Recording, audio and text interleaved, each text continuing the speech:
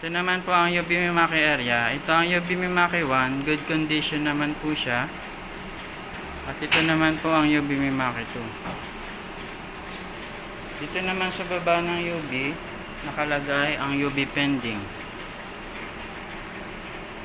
Dito naman po sa gilid niya ang UV Mimaki J. At sa baba naman,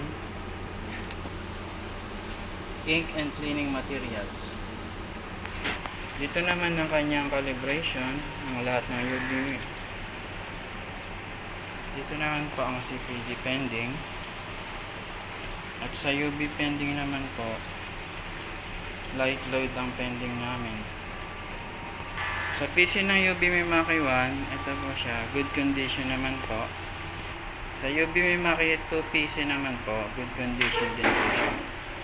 Ito naman po yung sa server. Magde-delete po ako.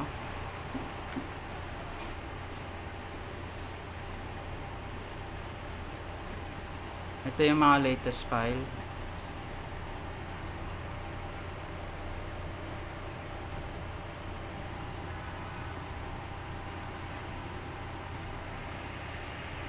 Dito naman sa UV flatbed area nakalagay ang UV ink, UV Mimaki ink.